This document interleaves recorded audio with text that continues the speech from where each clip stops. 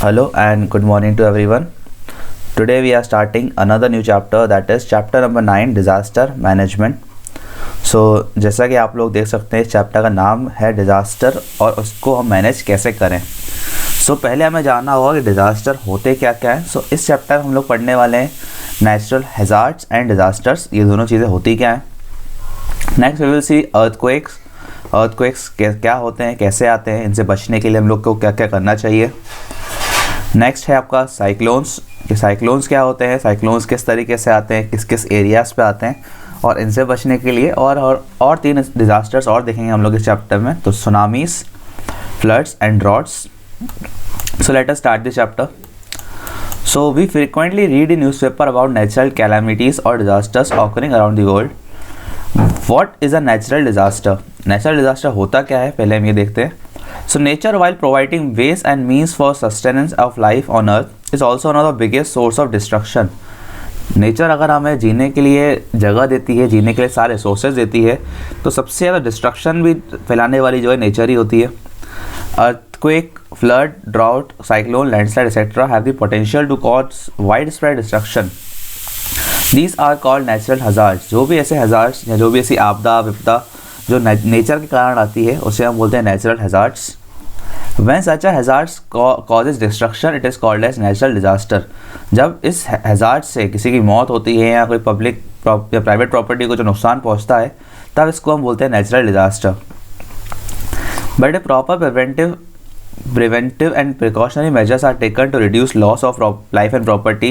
The hazards does not become a disaster. देखिए disaster और hazard दोनों में अंतर होता है। नेचुरल हैज़ार्ड्स तो बहुत सारे आते हैं, पर अगर उससे किसी की मृत्यु होती है, किसी इंसान की डेथ होती है, तो उसको हम डिज़ास्टर बोलते हैं। जैसे कि अभी अगर हमारे इंडिया में आपको पता होगा एक साइक्लोन आया था, तो साइक्लोन से ज़्यादा किसी की मौत नहीं हुई, किसी की डेथ नहीं हुई, इसलिए हमने उसको डिज़ास्टर नहीं बताया, डिज़ास्टर नहीं घोषित कर दिया।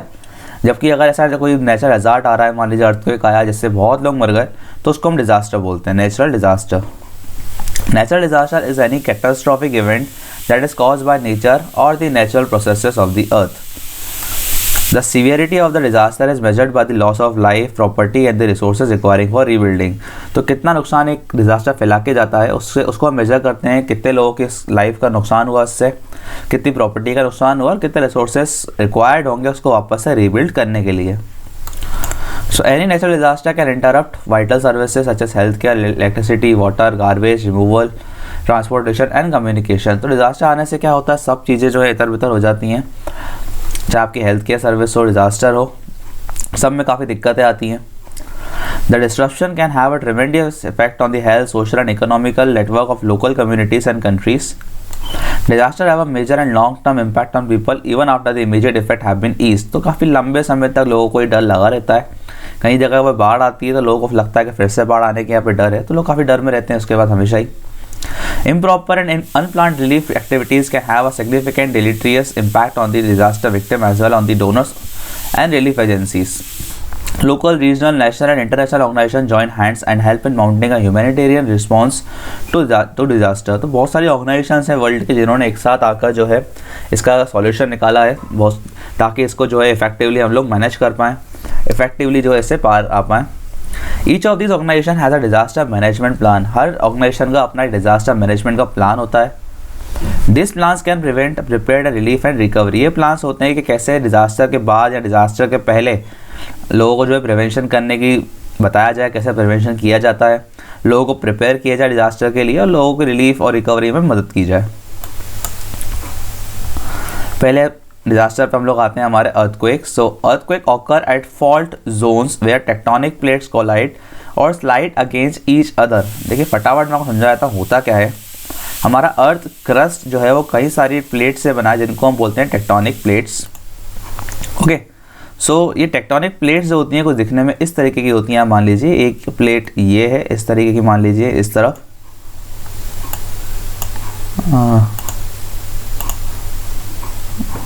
ये क्या है,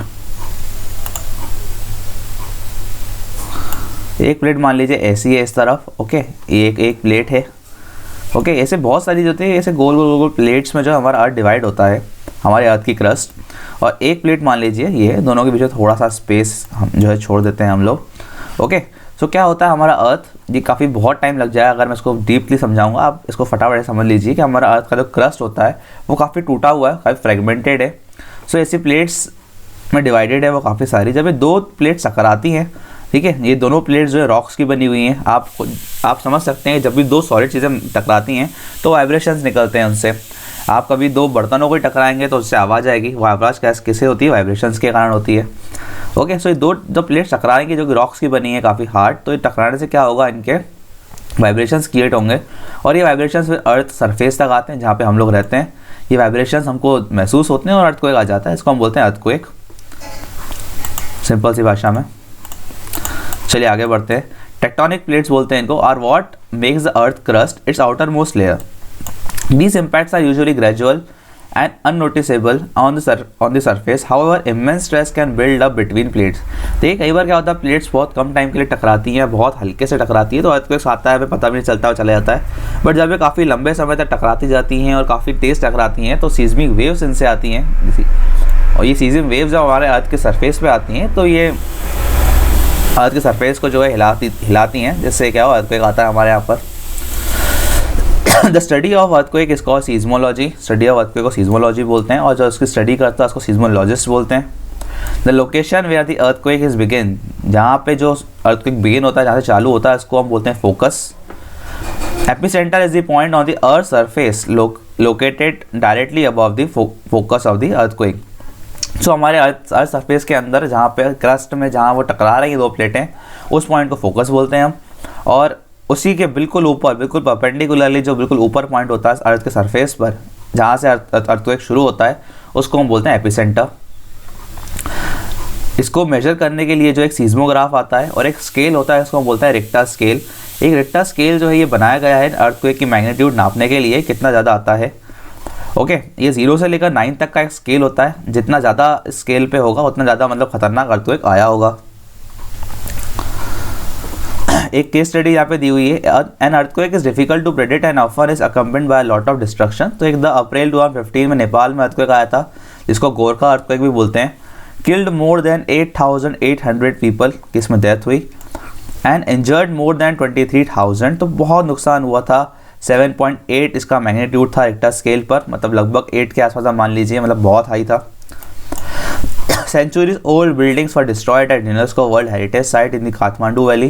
Continued aftershocks occurred to Nepal within 15 to 20 minutes interval. तो 15 से 20 मिनट तक ये प्लेट्स का जो टकराना रहा, 15 से 20 मिनट तक जो है इसकी वाइब्रेशंस रहे और 15 से 20 मिनट में बहुत इतने लोगों की जान चली गई, बहुत तहस नहस मचा गई है।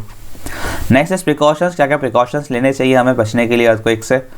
Move out to an open area such as parks और ओपन ग्राउंड इमीडिएटली। ऐसे ओपन ग्राउंड्स में आप चले जाएं ताकि आसपास आपके कोई पेड़ कोई बिल्डिंग ना हो, क्योंकि इंसान मरेगा तभी जब उसके ऊपर कोई बिल्डिंग या कुछ पेड़ गिरेगा। आपको समझिए अगर अर्थक्वेक आया हुआ है और आप जो है बढ़िया ग्राउंड में बैठे हो तो आपको लगेगा बढ़िया ये तो झूले वूले ऐसा चल रहा है कुछ। ओके, मजाक कर रहा हूँ, ऐसा नहीं लगेगा, डर तो लगेगा ही। Keep away from electric poles, tall buildings, tree, sign boards, कुछ बड़ी बड़ी चीज़ें जो हैं आपके ऊपर गिरने का डर रहता है जिनका, उनसे दूर रहें। If you are in a vehicle, park it on the roadside and stay inside it. Make sure that the pole is not near trees, electric pole etc. Car के अंदर है तो कार को सड़क के साइड लगाएं, साइड में कहीं खड़ी करें और उसके आसपास ध्यान रखेंगे कोई ट्री या कोई पोल ना हो या कोई इलेक्ट्रिक वायर ना हो। If you cannot move out, take shelter under a shady table. ये तो सिखाया जाता था बच्चों को पहले स्कूल में भी कि अगर अर्थक्वेक आए एकदम से कुछ हिलने लग जाए तो कोई टेबल या कोई ऐसी ठोस चीज़ जिसके नीचे आप छुप सकते हैं उसके नीचे अपना सर छुपा लें कम से कम। नेवर यूज लिफ्ट, कभी लिफ्ट का यूज़ ना करें, बिल्कुल इसके चांसेस है लिफ्ट गिर जाएगी। Loss of life can be avoided through emergency planning. लोग एजुकेशन देकर कि अगर अर्थक्वेक आए, देखिए जापान में अर्थक्वेक आते रहते हैं तो वहाँ के लोगों को ये सब चीज़ें स्कूल में सिखाई जाती हैं कि कैसे बचना चाहिए। कुछ एक बॉक्स लोगों ने बनाए रखे हैं अपने घरों के अंदर ही कि अगर अर्थक्वेक आएगा तो कुछ खाने पीने का सामान या कोई ऐसा फर्स्ट एड का सामान जो हमारे पास हमेशा बना रहे। नेक्स्ट आते हैं साइक्लोन्स पे। साइक्लोन्स आप देख सकते हैं, फोटो भी दी हुई है, ऐसा फॉर गोल गोल गोल पानी का घूमने को हम साइक्लोन बोलते हैं। Cyclone refers to any spinning storm. Spin का मतलब होता है घूमना, that rotates around a low pressure centre. Cyclones develop when a low pressure area is surrounded by high pressure area surrounded by high pressure zones. Winds start blowing towards the center at a very high speed. These winds are accompanied by a heavy rains and can be very destructive. Okay, तो होता क्या है, आपको फटाफट समझाता हूँ cyclone बनता कैसे है यहाँ पर। So what happen in cyclone, in the case of cyclone,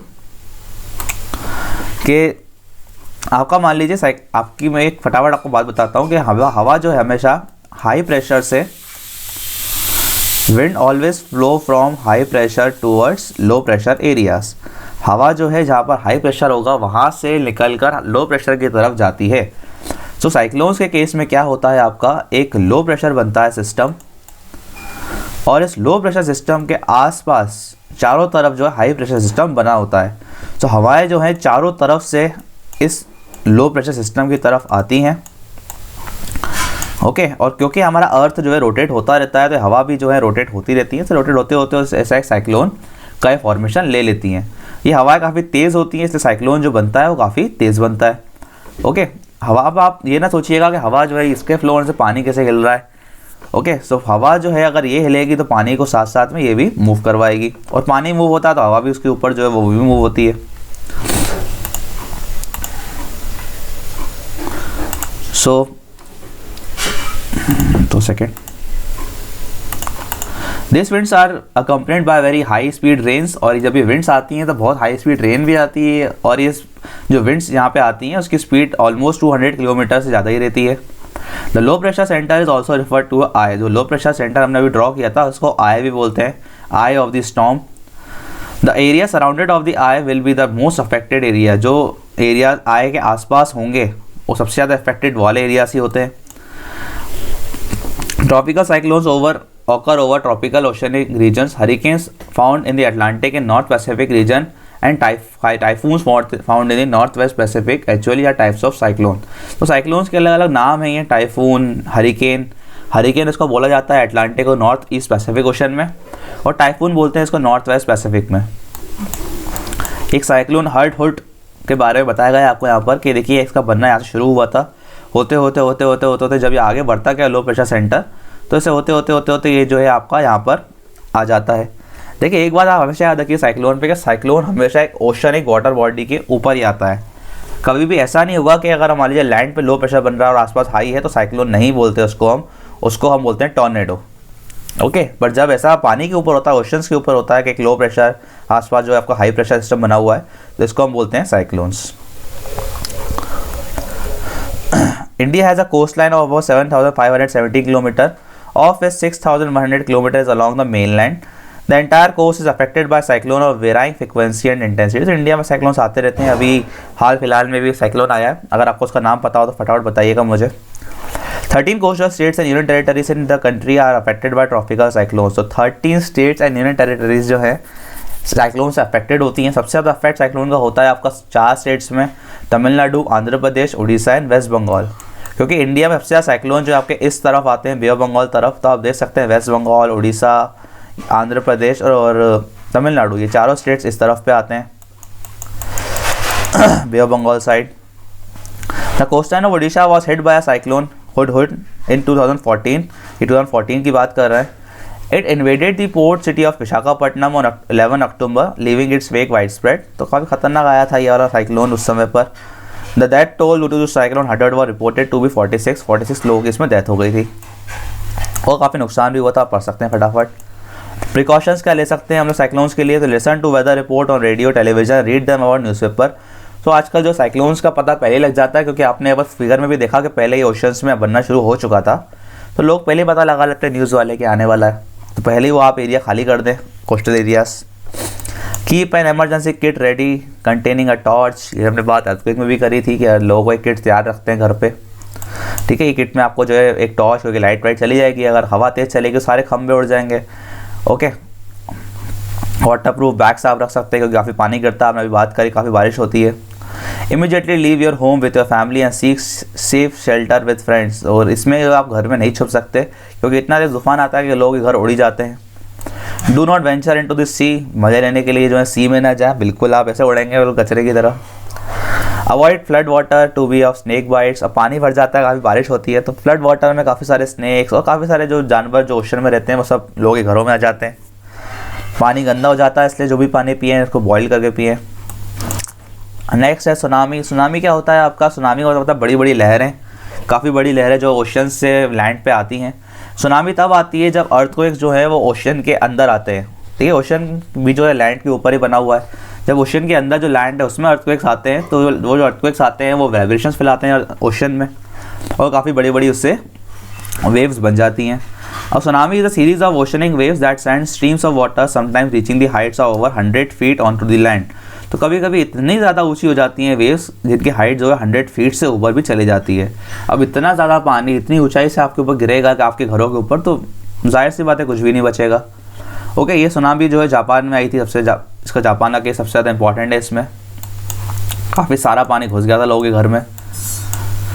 tsunamis है caused by under water earthquake, जैसे हमने बात करी अभी। अब वॉल्केनिक इरप्शन, अगर कोई वॉल्केनिक इरप्शन हुआ है तो उसका लावा अगर पानी में गिरता है तो उससे भी जो है काफ़ी सारी लहरें उठती हैं। Tsunami is usually compose of a series of waves called the wave train.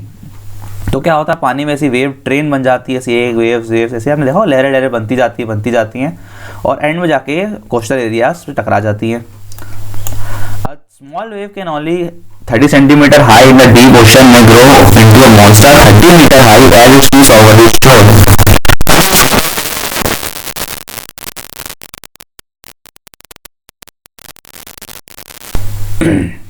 The force of water can also wash away vegetation, make it harsh to re-establish the shoreline. The force of some tsunami is enormous. Large rocks, also with boats and other debris, can be moved inland hundreds of feet by the tsunami wave activity. So tsunami आने से जो boats होती हैं सब कुछ ख़त्म हो जाता है। जो उसके आसपास रहने वाले लोग होते हैं उनके घर वर सब उड़ जाते हैं। आप जापान की केस स्टडी देख सकते हैं, इसमें बहुत सारे वीडियोस अवेलेबल हैं यूट्यूब पे भी जापान के ऊपर कि कैसे लोगों के घरों में पानी घुसा था। काफ़ी दिनों तक वो लोग पानी के जो है अंदर ही रहे थे। Decades ago one of the largest earthquake ever recorded struck off the coast of Indonesia. तो यहाँ पे इंडोनेशिया का एग्जाम्पल दिया गया है। Triggered a tsunami, Indian Ocean में आता है ये area. About 228,000 people were killed. इतने लोग आप देख सकते हैं मरे थे। ओके, तो अर्थक्वेक जो आया था वो 9.1 मैग्नीट्यूड का, मतलब बहुत ही हाई अर्थक्वेक आया था ये 26 दिसंबर 2004 में। और बिल्कुल जाइंट वेव्स बनी थी इससे, जिससे लगभग आप मान सकते हैं जो लोग वहाँ रहते होंगे इंडोनेशिया के कोस्टल एरियाज पे लगभग सबकी डेथ हो गई। Precautions: if earthquake lasting for more than 20 seconds are experienced near the coastline, immediately vacate that place and rush to higher grounds. अगर आपको लगता है कि अर्थक्वेक जो है कोस्टल एरियाज पर आ रहा है तो फटाफट वो आपको घर में छुपने का कोई मतलब नहीं, कोई पानी भर जाने वाला है घरों में काफ़ी ज़्यादा, आपको वो एरिया जो है छोड़कर निकल जाना चाहिए कहीं दूर। Find out if your home is in tsunami prone area. Know your height of your street above the sea level. तो आपको सब पता होना चाहिए कि आपका एरिया जो है सुनामी प्रोन है कि नहीं, आप सुनामी आ सकती है कि नहीं, और आ सकती है तो तैयार रहें उस चीज़ों के लिए। Okay, teach member of a family how and when to turn off gas को टर्न ऑफ कर दें, इलेक्ट्रिसिटी को बंद कर दें, वाटर को जो है water also share with them the evacuation plans. तो लोगों को जो है थोड़ा अपने घर के लोगों को जो है थोड़ा सा जाके रखें सब चीज़ें।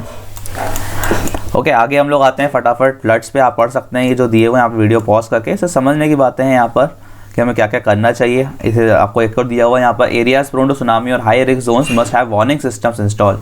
तो वार्निंग सिस्टम ऐसा बजना चाहिए, मतलब पूरे शहर में पूरे सिटी में जो सायरन वायरन बज रहे हैं ऐसा कुछ। आगे आते हैं फ्लड्स से। फ्लड्स का सिंपल सा मीनिंग है बाढ़ आना। Flood is an extremely destructive natural calamity. It has the potential to wipe away an entire city, coastline and can damage on a large scale life and property. So flood तो देखिए कहीं भी आ सकता है, ज़रूरी नहीं है कि वो एरिया जो है आपका ओशन के आसपास ही हो। ओशन के एरिया में तो फ्लड आते ही रहते हैं। आपका अगर कोई एरिया जो रिवर के पास है, काफ़ी ज़्यादा रेनफॉल कर गई तो रिवर भर जाएगी, तो लोगों जो आसपास के एरिया से वहाँ पर फ्लड आ जाएगा। ओके, ये देखिए दिया भी हुआ यहाँ पर, excessive rains, river overflowing, river के ओवरफ्लो होने से। यहाँ किसी एरिया में ड्रेनेज सिस्टम इतना अच्छा नहीं है किसी जगह पर कि पानी का ड्रेनेज इतना अच्छे से नहीं हो पाता, तो वहाँ पर भी ज़्यादा बारिश गिरने से जो है बाढ़ आई जाती है। इट में ऑल्सो भी cause by chain in the course of river blocking. River में कुछ ब्लॉकेज आ जाता है, कुछ अड़ जाता है पेड़ वेड़, तो उससे जो है पानी भरता जाता है उस रिवर में। Flood water spreads over the adjacent land called the flood plain. जो रिवर्स के आसपास के एरियाज होते हैं जहाँ पे फ्लड आता रहता है तो उसे फ्लड प्लेन बोलते हैं हम। When flood happen in an area that people live in, the water carries along objects like houses, bridges, car, furniture and even people. It can wipe away farms, trees and many more. तो जो पानी आता है तो सब कुछ बहा के ले जाता है, सब कुछ खराब करके चले जाता है। India is one of the most flood prone countries in the world with about 1/8 of its total area estimated to be flood prone. सबसे ज़्यादा फ्लड, सबसे ज़्यादा बाढ़ जो है इंडिया में फ्लड से ही आती है। सॉरी, सबसे ज़्यादा फ्लड्स जो है पूरी दुनिया में जो है इंडिया में ही आते हैं। अबाउट 1/8 पूरे वर्ल्ड के 1/8 अर्थक्वेक जो है वो इंडिया में ही आते हैं, 12.5% ऑलमोस्ट। इससे प्रिकॉशन लेने के लिए हम लोग क्या करना चाहिए, मूव टू हाई एरियाज़, क्योंकि फ्लड जो है वो ज़्यादा ऊंचाई तो ऐसा कोई लहरें वहरें नहीं आ रही हैं इसमें, तो आप लोग जो है किसी ट्री के टॉप पे जाके बैठ सकते हैं, अपने घरों में ऊपर जाके रह सकते हैं फ्लड से बचने के लिए। ड्रिंक बॉयल वाटर, इसमें भी वही है, क्योंकि इसमें पानी भर जाएगा, पूरा पानी गंदा हो जाएगा, तो आप लोग जो हैं आप लोगों को पानी जो बॉयल करके पीना चाहिए। और लगभग सारे जो लिखे हुए हैं यहाँ पर इंस्ट्रक्शन, वो लगभग हर डिजास्टर में हमें फॉलो करने चाहिए। जैसे ये वाला इंस्ट्रक्शन हमने जो है पहले भी पढ़ा सुनामी में भी, keep torches candles, wait for the rescue team आएगी आपको बचाने के लिए, उसके लिए वेट करें। लास्ट पढ़ते हैं हम ड्राफ्ट जो है फ्लड का बिल्कुल उल्टा, फ्लड में पानी भर जाता है, ड्राफ्ट का मतलब होता है बिल्कुल सूखा, मतलब ना ऐसी ज़मीन हो गई है इसमें पानी ही नहीं है। अब पानी बिल्कुल ही नहीं होगा तो वो भी दिक्कत है काफ़ी बड़ी, होगी एग्रीकल्चर नहीं होगा और हमें जीने के लिए या पीने के लिए पानी नहीं मिल पाएगा। So what happen if does not rain for a long time, बहुत टाइम तक अगर रेन नहीं गिरती है सॉइल ड्राई हो जाता है, surface run off is reduce, जो सरफेस वाटर होता है वो ख़त्म हो जाता है almost, river lake pond reservoir tend to dry up, सब कुछ सूख जाता है, wells and tubewells are rendered unserviceable, जो ग्राउंड वाटर होता है वो भी ख़त्म हो जाता है। तो ऐसी कंडीशन को बोलते हैं ड्राउट, सूखा पड़ना। It originates from a deficiency of precipitation over an extended period of time, usually a season or more, resulting in a water shortage। ऐसा इसलिए होता है क्योंकि एक पर्टिकुलर एरिया पे मान लीजिए अगर पानी नहीं गिरा है काफ़ी टाइम तक, रेनफॉल नहीं हो रही है, तो वो एरिया का पानी सूख के ख़त्म हो जाएगा, क्योंकि लोग तो जो बचा कुचा पानी उसको यूज़ करते चले जाएंगे। Out of the total geographical area of India almost 1/6 area is drought prone, तो इंडिया का पूरे एरिया का 1/6 एरिया ड्रॉट प्रोन एरिया है। सबसे ज़्यादा ड्राउट आते हैं अपने इंडिया में राजस्थान में, गुजरात में, वेस्टर्न उड़ीसा में जो कि रायलसीमा वाला एरिया है, आंध्र प्रदेश, तेलंगाना, झारखंड, सेंट्रल महाराष्ट्र, इंटीरियर कर्नाटका, छत्तीसगढ़, ये कुछ ड्राउट प्रोन एरियाज हैं। Lack of rainfall severely affect crop production, also lead to famines, इससे अकाल भी पड़ जाता है, क्योंकि ऐसा ड्राउट में जो ज़मीन पूरी ख़राब हो जाती है, एग्रीकल्चर करने के लिए पानी नहीं होता लोगों के पास, तो एग्रीकल्चर नहीं होगा तो लोगों को खाने को भी कुछ नहीं मिलेगा। Proper management of water resources can prevent, अगर हम वाटर का अच्छे से इस्तेमाल करें, सही तरीके से इस्तेमाल करें, तो इससे जो है ड्राउट आने की जो पॉसिबिलिटी है वो कम हो जाती है। Punjab, Haryana and Uttar Pradesh are successful in providing better irrigation facilities for agriculture. तो ये 2-3 स्टेट्स हैं, पंजाब, हरियाणा, यूपी, इन्होंने काफ़ी अच्छा काम किया है इस चीज़ों में। प्रिकॉशंस, इसके बचने के लिए क्या प्रिकॉशन लेने चाहिए हमें, तो growing crops that are able to survive in less amount of water like sorghum, millet and maize. तो इसे ड्रॉट प्रोन एरियाज में जो है हमें ऐसी क्रॉप्स उगानी चाहिए जिन्हें कम पानी चाहिए होता है। ज़्यादा पानी चाहिए वाली क्रॉप जो होती हैं आपकी वीट और राइस, उन्हें हमें यहाँ पे नहीं कल्टीवेट करना चाहिए। रेन वाटर हार्वेस्टिंग करनी चाहिए। इंक्रीजिंग द ग्रीन कवर, पेड़ हमें जो है उगाए रखने चाहिए, अगर पेड़ होंगे तो पेड़ जो है अपने रूट्स में जो है पानी को ऑब्जॉर्व करके रखते हैं, सो पानी जो है उस एरिया में कभी ख़त्म नहीं होता इतनी जल्दी जहाँ पे पेड़ ज़्यादा होते हैं। Using water conservation, water conserve करके develop advance irrigation facilities to sustain crops in the water deficient period. Recap आप लोग पढ़ सकते हैं यहाँ पे वीडियो पॉज करके, हम लोग फटाफट इसको देख लेते हैं असेसमेंट जोन को भी। Cyclone are called as dash in Atlantic and north east Pacific regions. So Atlantic और नॉर्थ ईस्ट पैसिफिक रीजन्स में हम लोग साइक्लोन्स को क्या बोलते हैं, so they are called as hurricanes. Dash is the point of the earth surface located directly above the focus, focus के बिल्कुल ऊपर कौन सा पॉइंट होता है अर्थक्वेक का, उसको हम बोलते हैं epicentre, B option. Dash make up the earth crust its outermost layer, earth crust make up the earth crust किससे बना होता है आपका, टेक्टोनिक प्लेट्स से, सी आंसर है इसका। The word cyclone has been derived from the word cyclos, cyclos means का mean क्या होता है आपका, साइकोस मीन्स साइकिल, ऐसा गोल गोल घूमना, साइक्लोस मतलब साइकिल की तरह गोल गोल घूमता ही है। The intensity of the earthquake is measured with the help of instrument called Richter scale, नहीं सॉरी इसमें आपका आएगा सीस्मोग्राफ, रिक्टर तो स्केल हो गया, जो इंटेंसिटी नापने वाला होता है seismograph. So I think chapter मैंने काफ़ी अच्छे से इसको एक्सप्लेन कर दिया होगा, इसमें ज़्यादा कोई ख़तरनाक चीज़ ऐसी है नहीं कि आपको समझ में बिल्कुल भी नहीं आए। लगभग डिज़ास्टर आप लोगों ने सुन के रखे, आप लोगों ने पढ़ के रखा लगभग डिज़ास्टर सबके बारे में। Okay, so in the end, thank you. If you have still any doubt remaining, please ask me in the comments.